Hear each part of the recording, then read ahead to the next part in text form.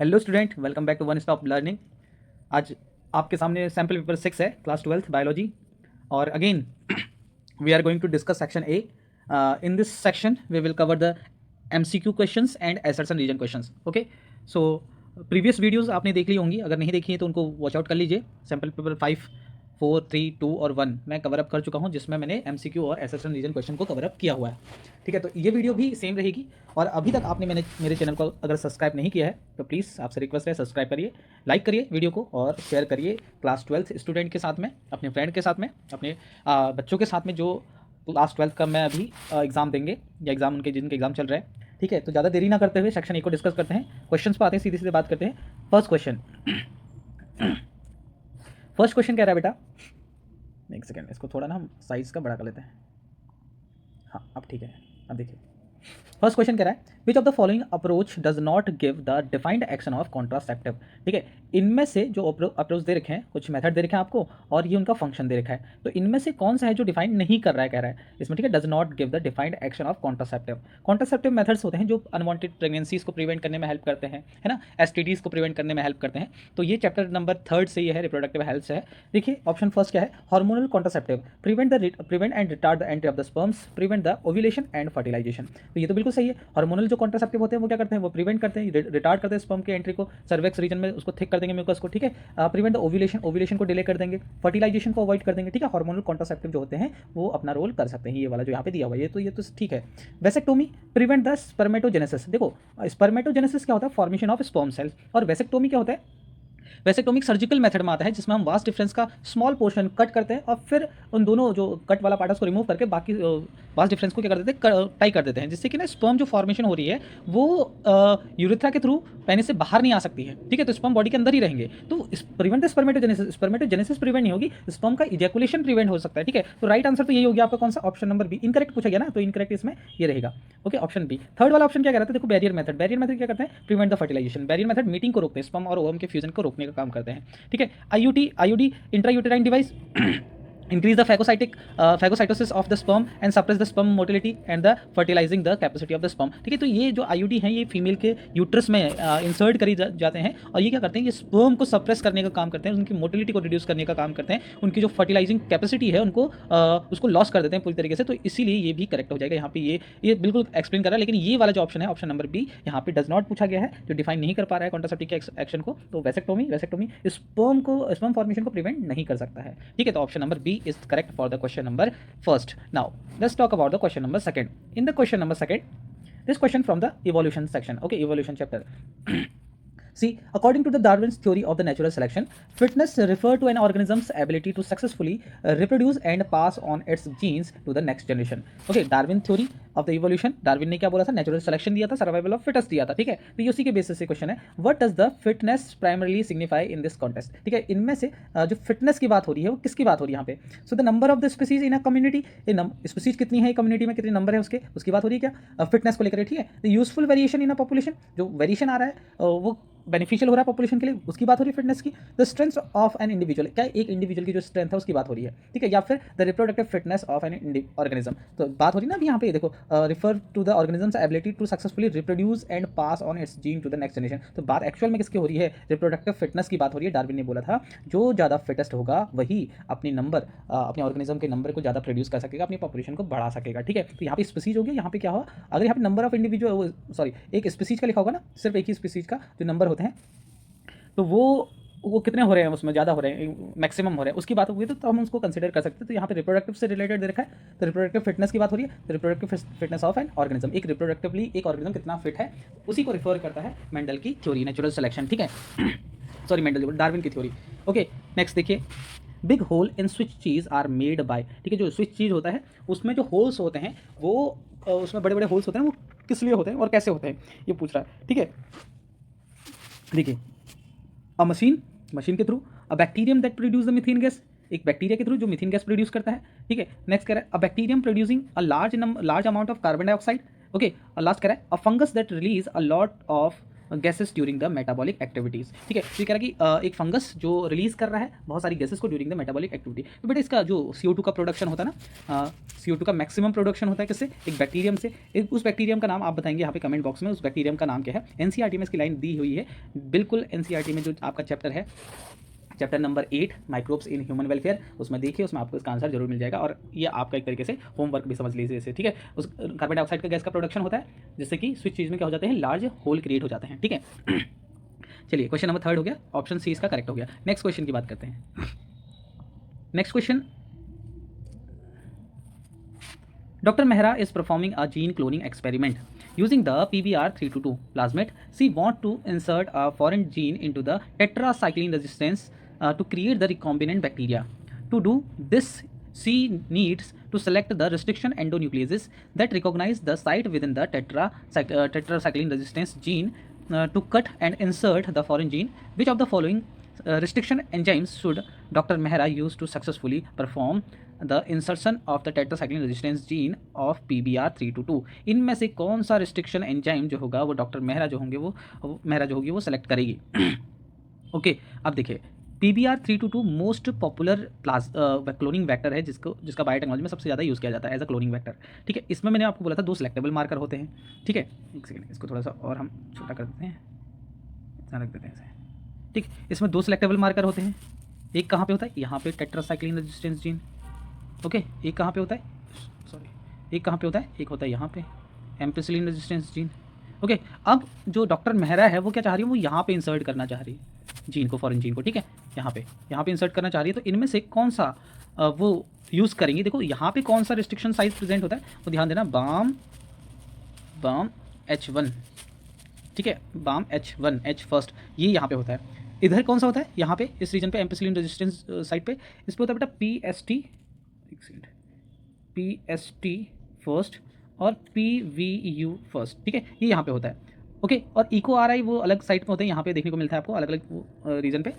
तो ये जो होता है ना बेटा, यहाँ पे इनमें से किसको सिलेक्ट करने का काम करेगा तो कौन सा है, बाम H1 यहाँ पे दिया ना ऑप्शन नंबर बी में। तो इको RI फर्स्ट नहीं, यहाँ पे नहीं होगा, इको RI फर्स्ट यहाँ पे होता है, इस रीजन पे होता है। ठीक है, तो इसको तो यूज़ नहीं करेंगे। हिंट थर्ड, ये भी ऊपर ही होता है, तो इसको भी यूज़ नहीं करेंगे। कहाँ किसको करेंगे, बाम H1 को यूज़ करेंगे यहाँ पे। ठीक है, तो राइट ऑप्शन कौन सा हो जाएगा इसके लिए, बाम H1। ये भी NCERT का ही डायग्राम में होगा, आप देख लीजिए, आपको मिल जाएगा वहाँ पे चैप्टर नंबर 9 में। ओके, बायोटेक्नोलॉजी इंट्रोडक्शन और उसके प्रिंसिपल वाले चैप्टर में।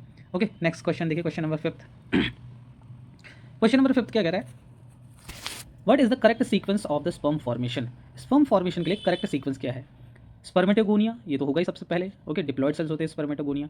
ओके, तो ये तो ऑप्शन नहीं हो सकता, ऑप्शन सी नहीं हो सकता। देखिए, और स्पर्मेटोगोनिया, स्पर्मेटोजोआ नहीं, स्पर्मेटोजोआ नहीं आएगा, स्पर्मेटोसाइट पहले आएगा, देन स्पर्मेटिड आएगा, फिर फाइनली स्पर्मेटोजोआ आएगा। ओके, देखो स्पर्मेटोजोआ जो होते हैं, सॉरी स्पर्मेटोगोनिया जो होते हैं, ये डिप्लॉयड सेल के होते हैं। ठीक है, अब ये माइटोसिस करते हैं, क्या बनाते हैं, ये भी डिप्लॉयड सेल बनाएंगे, 2n डिप्लॉयड सेल बनाएंगे। ओके, अब इनको हम नाम क्या देते हैं, प्राइमरी स्पर्मेटोसाइट्स। ठीक है, स्पर्मेटोसाइट्स। अभी प्राइमरी स्पर्मेटोसाइट क्या करते हैं, मियोसिस करते हैं। ओके, मियोसिस करेंगे, क्या बनाएंगे, हैप्लॉइड सेल्स बनाएंगे। ओके, ये हो गया सेकेंडरी स्पर्मेटोसाइट्स। ठीक है, ऐसी 4 सेल हो गए सेकेंडरी स्पर्मेटोसाइट। और फिर ये सेकेंडरी स्पर्मेटोसाइट क्या करते हैं, मियोसिस सेकेंड करते हैं, और फिर क्या बनाते हैं, स्पर्मेटिड बनाते हैं। ओके, हर सेल से क्या बनेगा, 1 से 2, तो यहाँ पे 4 से कितने हो जाएंगे, सीधे 1 से 2 मान लो, 4 से 8 हो जाएंगे। ठीक है, तो एक सेल से यहाँ पे 8 टोटल क्या बने, सेल बने, स्पर्मेटिड बने, और स्पर्मेटिड आगे चल के डेवलप होते हैं किसमें, स्पर्मेटोजोआ में। क्लियर, समझ में आ गया। देखो स्पर्मेटिड जो है वो डिप्लॉयड है, सॉरी स्पर्मेटोगोनिया मदर सेल होती है, तो डिप्लॉयड है, 2n। ओके, स्पर्मेटोसाइट्स ये भी 2n है, स्पर्मेटिड ये भी, ये स्पर्मेटिड जो होगा एन कंडीशन में होगा, हैप्लॉइड होगा, स्पर्मेटोजोआ ये भी हैप्लॉइड होगा, ये डिप्लॉयड होगा, ये डिप्लॉयड होगा। स्पर्मेटोसाइट का मतलब कहने का मतलब है प्राइमरी और सेकेंडरी स्पर्मेटोसाइट, उसकी बात हो रही है। तो पहले क्या बनता है, स्पर्मेटोगोनिया से स्पर्मेटोसाइट बनेगा, पहले प्राइमरी बनेगा फिर सेकेंडरी बनेगा। बट डिफरेंस क्या है, primary spermatocyte are the diploid cells और secondary spermatocyte are the haploid cell, because secondary spermatocyte produced by the process of the meiosis first. Okay, so option कौन सा करेक्ट होगा बेटा इसमें, देखिए ऑप्शन होगा ऑप्शन नंबर बी। ठीक है, ऑप्शन नंबर बी जो होगा वो करेक्ट ऑप्शन होगा क्वेश्चन नंबर 5 का। ठीक है, नेक्स्ट देखते हैं। Next question again biotechnology. Question समझ लीजिए पहले अच्छे से, इसके बाद ऑप्शन देखते हैं। क्वेश्चन कह रहा है, study the following figure and identify the enzyme involve in the step first and second respectively. ठीक है, तो ये थोड़ा क्लियर नहीं है, बट मैं फिर भी आपको बता दूं, यहाँ पे ये NCERT का ही डायग्राम है, तो आप लोग थोड़ा सा कुछ समझ जाओगे। देखो ये भी उसी चैप्टर से है, चैप्टर नंबर 9 से। ये डीएनए डबल स्टैंडर्ड डीएनए दे रखा है, ये डबल स्टैंडर्ड डीएनए है। यहाँ पे सीक्वेंस है जी, यहाँ पे सीक्वेंस है बेटा GAATT और C, ये सीक्वेंस है इधर, ठीक। यहाँ पे भी वही सीक्वेंस है। अब यहाँ पे ये फर्स्ट हो गया, ये सेकंड हो गया। आपसे ये पूछ रहे हैं, तो यहाँ पे कट लगा रखा है, किसने कट लगाया, कौन से रिस्ट्रिक्शन एंजाइम ने कट लगाया, जैसे ये स्टिकी एंड फॉर्म हो गए, ठीक है। ये स्टिकी एंड यहाँ देखने को मिल रहा है आपको, ओके। तो ये फॉर्म हो गए। देन उसके बाद में हमने कोई फॉरेन जीन ले जाकर के यहाँ पे क्या कर दिया, जोड़ दिया। और यहाँ पे हमने कौन सा एंजाइम यूज़ किया आपको वो बताना है, ठीक है, इनमें से। क्लियर, फिगर समझ में आ गया। रिस्ट्रिक्शन एंजाइम यहाँ पे जो ऑप्शन वो दे रखा है ना बेटा, नाइट्रोजनस बेस, वो GAATTC दे रखा है, और ये इसका उल्टा इधर से हो जाएगा GAATTC, ठीक है। तो यहाँ पे आपसे पूछा है कि फर्स्ट और सेकंड में कौन सा एंजाइम्स यहाँ पे देखने को मिलेंगे। तो फर्स्ट में तो बेटा इसकी किसके लिए होता है, GAATTC इको R फर्स्ट के लिए होता है, और यहाँ पे जो इसको ज्वाइनिंग करने का काम करता है वो करता है DNA लाइगेज। तो ऑप्शन नंबर फर्स्ट जो होगा वही करेक्ट हो जाएगा इसमें, कौन सा, इको R फर्स्ट, ये ऑप्शन जो होगा करेक्ट हो जाएगा। एक सेकेंड आप देखो, ठीक है। क्वेश्चन नंबर 6 का आंसर हो जाएगा option number A, okay. Now let's talk about the question number 7। Question number 7 is refer to the given table of contrasting trait in pea plant study by Mendel, ठीक है। जो Mendel ने study करी थी उसके बारे में क्वेश्चन है पी प्लांट पे, ठीक है। पहले यहाँ पे करेक्टर दे रखा है, डोमिनेंट ट्रेट दे रखा है, रिसेसिव ट्रेट दे रखा है। ये थोड़ा सा ब्लर है फोटो, बट फिर भी मैं आपको बोल के समझा देता हूँ। यहाँ पे ये सीट कलर है, ये येलो सीट कलर, इधर ग्रीन, तो रिसेसिव कौन सा हो गया, ग्रीन, और यहाँ क्या हो गया, डोमिनेंट। फ्लावर कलर दे रखा है, वॉयलेट इधर दे रखा है, व्हाइट इधर दे रखा है, तो वॉयलेट हो गया डोमिनेंट हो गया, व्हाइट हो गया रिसेसिव। पॉट शेप फुल जो हो गया यहाँ पे डोमिनेंट, कंस्ट्रक्टेड जो हो गया रिसेसिव, ठीक है। और लास्ट में यहाँ पे दे रखा कौन सा, फ्लावर पोजीशन। तो आपसे क्या पूछा गया, इनकरेक्ट पूछा गया ना, तो एक्सियल जो हो गया डोमिनेंट हो गया, और टर्मिनल जो हो गया वो रिसेसिव कंडीशन में आ गया, ठीक है। तो यहाँ पे क्या पूछा गया, study the given table contrasting trait in the P plant studied by the Mendel, ठीक है। अब नीचे क्वेश्चन पूछेगा, मेंडल ने जो वर्क किया था वो दे दिया। Which of the following which of the given trait are incorrectly placed. देखो इनकरेक्टली प्लेस्ड पूछा गया है, और इनमें से जो ऑप्शन आ रहे हैं A, B, C और D, इनमें तो सारे ऑप्शन जो है वो करेक्ट हैं, ठीक है। तो ये इनकरेक्टली प्लेस्ड पूछा गया, तो इसमें से कोई भी इनकरेक्टली प्लेस्ड नहीं है, ठीक है। ध्यान रखना इसका, ये क्वेश्चन में ना थोड़ा सा चेंजेस करना चाहिए था। वैसे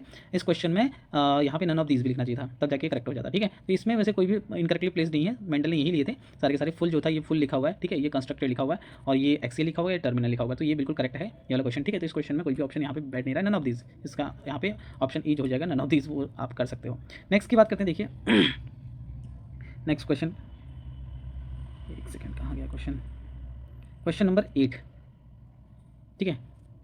Ernest Chain and Howard Florey contributions on was, ठीक है। इनका कंट्रीब्यूशन क्या था, Ernest Chain and Howard Florey का, वो बताना आपको।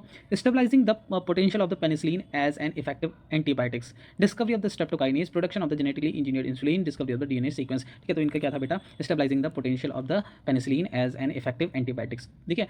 अलेक्जेंडर फ्लेमिंग ने तो डिस्कवर कर दिया था पेनिसिलिन को, पेनिसिलियम नोटेटम से बाई चांस डिस्कवरी हो गई थी, ठीक है।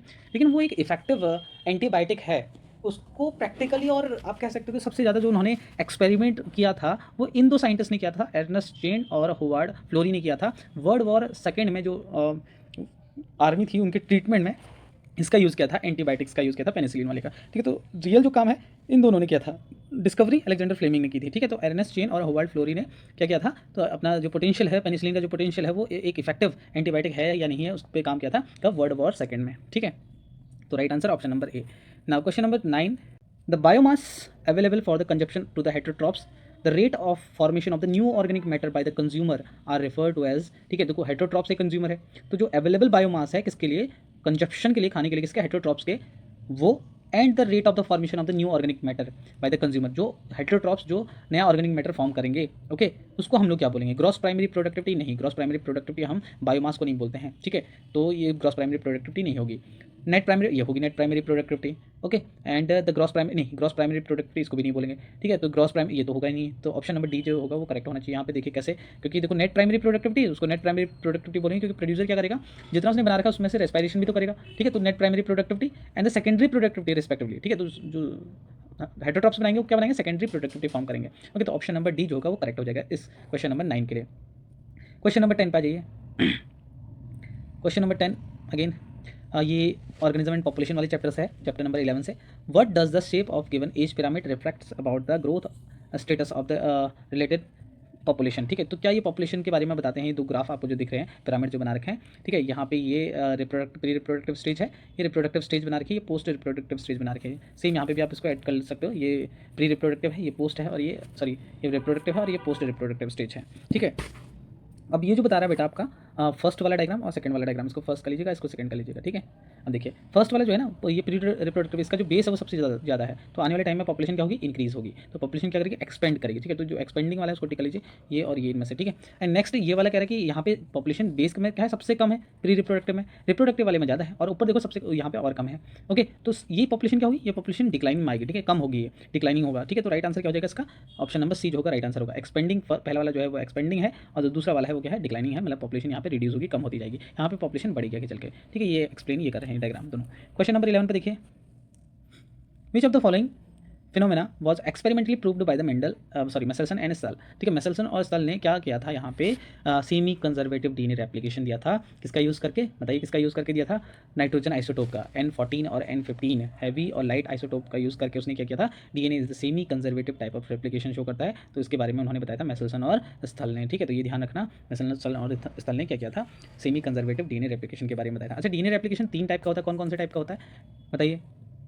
एक होता है सेमी कंजर्वेटिव, ओके, एक होता है सेमी कंजर्वेटिव, एक होता है सिर्फ कंजर्वेटिव, और एक होता है डिस्पर्सिव, ठीक है। तो 3 टाइप के रेप्लिकेशंस होते हैं, जो सेमी कंजर्वेटिव, कंजर्वेटिव और डिस्पर्सिव। ओके, नेक्स्ट बात करते हैं क्वेश्चन नंबर 12। लास्ट क्वेश्चन रहेगा एमसीक्यू का।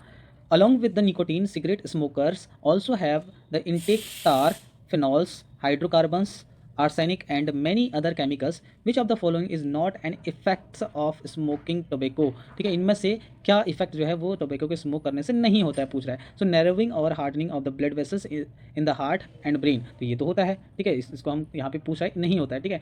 तो ये तो होता है। The higher frequency of the respiratory infection, ये भी होता है, निमोनिया कोल्ड इसका भी खतरा होगा। The higher risk of the cancer including the cancer of the lungs, mouth, pharynx and bladder and kidney, ठीक है, तो ये भी होता है। नन ऑफ दिस, तो ये राइट आंसर इसका ये हो जाएगा, ऑप्शन नंबर डी जो होगा क्वेश्चन नंबर 12 के लिए वो होगा राइट आंसर, ठीक। देखिए क्वेश्चन नंबर 13 देखिए, एसर्शन रीजन क्वेश्चंस जल्दी से डिस्कस कर लेते हैं इसको। Question number 13, wait, the introduction of the Nile perch in the Lake Victoria cause the cichlid to become extinct, okay. एक नील पर्च फिश है जिसको विक्टोरिया लेक विक्टोरिया में हम लोगों ने क्या करा था, इंट्रोड्यूस करा था। सिसिल्ड बिकम एक्सटिंक्ट, जो सिसिल्ड फिश होती है वो वहाँ पे क्या हो गई थी, एक्सटिंग हो गई थी, किसके इंट्रोडक्शन से, नील पर्च फिश के। तो ये स्टेटमेंट क्या होगा, करेक्ट होगा या फिर ये रॉन्ग होगा, तो ये स्टेटमेंट करेक्ट है। एनसीईआरटी में सेम ये लाइन दी हुई है, ठीक है। लेक विक्टोरिया में जब हमने नील पर्च, एक फॉरेन फिश है, ठीक है, इसको हमने इंट्रोड्यूस किया था, तो जो वहाँ की लोकल जो थी सिसिल्ड वो जो थी फिश वो एक्सटिंग हो गई थी, ठीक है। ज़्यादा कंजप्शन उन्होंने कर लिया था, मतलब आप कह सकते हो एक प्रीडेटर का काम किया इन्होंने यहाँ पे, ओके, नील पर्च ने। तो स्टेटमेंट करेक्ट है।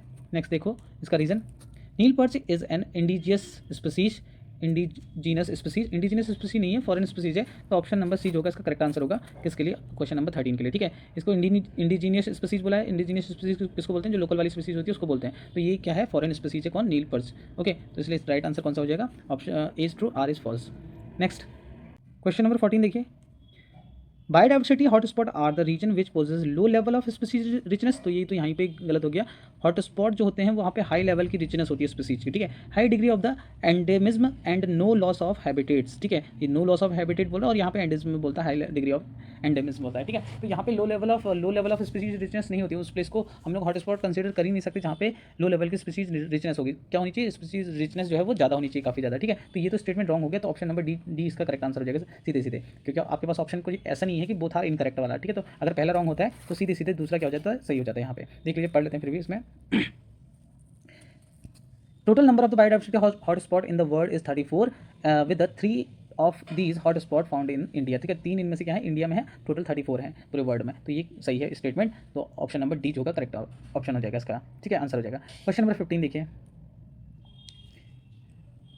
in the given diagram, two plant of the same species depict a different type of pollination indicated by the labeling P1, P2 और P3. Study the diagram and comment upon the appropriateness of the assertion and reason, ठीक है। तो ये आपको 3 plant दे रखे हैं, 2 plant दे रखे हैं, ओके, और यहाँ पे लेबलिंग करके P1 ये है, P3 ये है, P2 ये है, ठीक है। फ्लावर का ये दिखा रखा है आपको, यहाँ से ये क्रॉस पॉलिनेशन यहाँ पे दिखा रखा है, मतलब एक ही प्लांट है, आपस में अलग अलग फ्लावर हो गए, सेल्फ पॉलिनेशन हो गया, और यहाँ पे क्या है कि एक ही फ्लावर में यहाँ पे पॉलिनेशन हो रहा है, और ये क्रॉस पॉलिनेशन, मतलब एक दूसरे प्लांट के फ्लावर में पॉलिनेशन शो कर रखा है। अब यहाँ पे क्वेश्चन क्या कर रहा है वो देखिए, एसर्शन का statement, P1 is a type of the self pollination, P1 जो कर रहा है एक टाइप का सेल्फ पॉलिनेशन है, बिल्कुल सही है, एक टाइप का सेल्फ पॉलिनेशन है, ठीक है। Next in the P1 incomplete flower is pollinated bye its own pollen, ठीक है। जो कंप्लीट फ्लावर है वो किससे हो रहा है, इसके खुद के फ्लावर से ही, खुद के पॉलन से ही हो रहा है, ठीक है। तो ये भी करेक्ट हो गया। सेल्फ पॉलिनेशन में होता है क्या कि पॉलन ग्रेन कहाँ पे खुद के स्टिग्मा पे आकर के लैंड करते हैं फ्लावर में, तो उसी को हम लोग क्या बोलते हैं, सेल्फ पॉलिनेशन बोलते हैं, ठीक है। तो ऑप्शन नंबर ए जो हो गया वो करेक्ट हो गया इसका क्वेश्चन नंबर 15 का ऑप्शन ए करेक्ट हो गया। ओके, नेक्स्ट क्वेश्चन देखते हैं, लास्ट क्वेश्चन है, जल्दी से कवर अप करते हैं।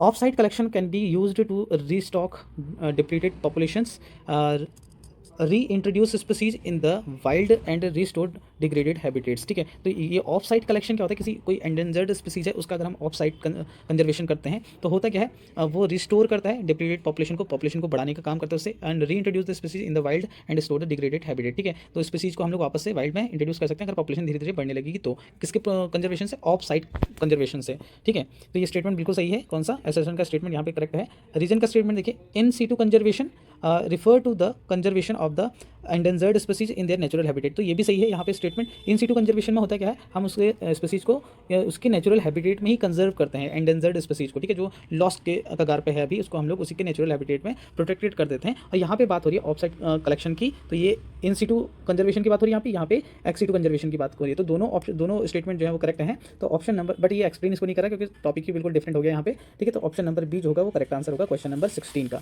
ठीक है। तो ये थे बेटा असर्शन और रीजन क्वेश्चन, तो आपने देख लिए होंगे। अगर कोई क्वेश्चन में आपको डाउट है तो कमेंट बॉक्स में जरूर लिखिए, और यहाँ तक वीडियो को देखने के लिए thank you so much. Channel को सब्सक्राइब करना ना भूलना। Thank you so much.